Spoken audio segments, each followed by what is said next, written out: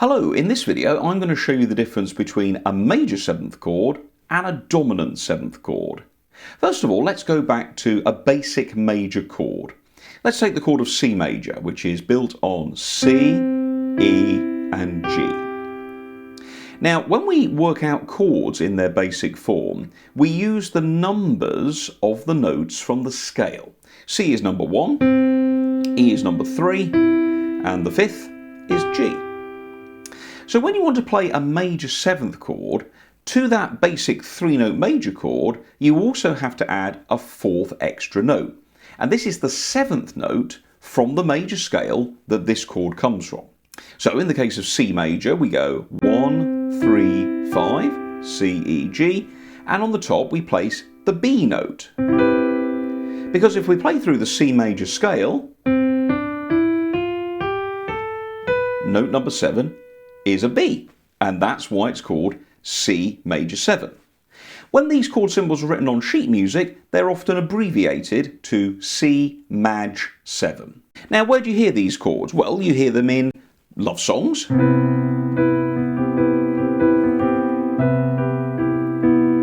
nostalgic songs. Those kind of tunes often use major 7th chords. But sometimes you'll see this chord symbol, C7. And people go, oh, is that the same thing? Well, no, it's not. Now, this is C dominant 7th. The problem with giving it its full title is that the word dominant is very big. And the problem is, if you print that on a piece of sheet music, it will often overspill onto other chords nearby. So we take the word dominant out and we abbreviate it to C7. Now, when we play a C7 chord, we will end up with this. Ooh, that's got a very different sound to our major 7th, C dominant 7th. And you'll notice that I'm not playing a B natural, I'm playing a B flat. Now, why is that? Well, first of all, we have to understand what dominant chords are. Dominant chords are very strong sounding.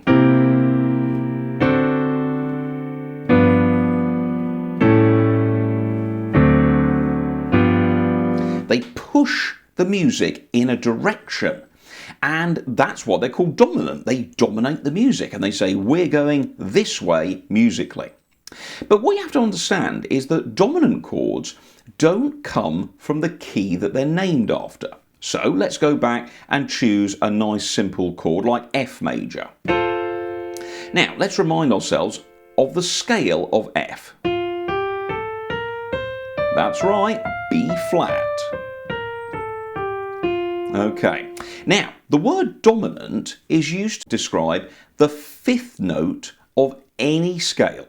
So in the key of F, if we count up 5 notes, 1, 2, 3, 4, 5, the dominant note of the key of F major, note number 5, is C. And if we take our C and build a chord, we get the dominant chord from the key of F. So if I play that C chord and then follow it with an F chord, it produces a perfect finished ending. But what we want to do, we want to make that ending stronger and really obvious that we're going to go for a finish. And so what we do is we play C dominant 7th. That sounds really finished, doesn't it? Now, do you notice there I'm playing a B flat? Well, why is that? Well, it all goes back to which scale is C the dominant of? That's right, it's the 5th, the dominant of F major. But people start going, well, hey, hang on a minute. When I play my C major 7, I'm playing this. So, hey, let's put that in our ending. Da, da, da, da, da, da. Ugh. Well, that didn't sound very good.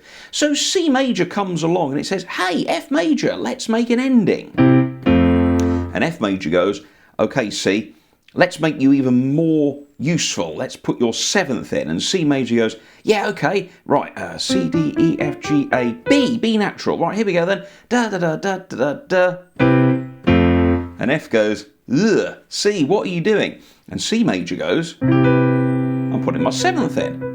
And F major goes, yeah, that ain't working.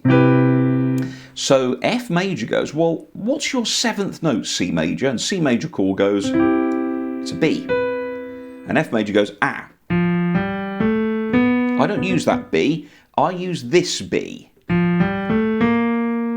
B flat. And so F says to C major, hey, if you want to join in, we've got to change a little something, we've got to change the rules a bit. Play a B flat, please. You can still have your 7th, but I want you to drop your 7th down a semitone.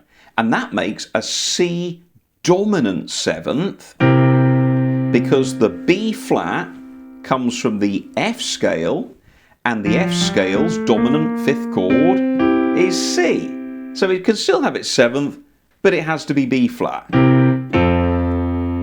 So that's the difference between C major 7 and C dominant 7th in our example there. In any major chord, if you want to add a 7th, you simply add the 7th note of the major scale that chord comes from.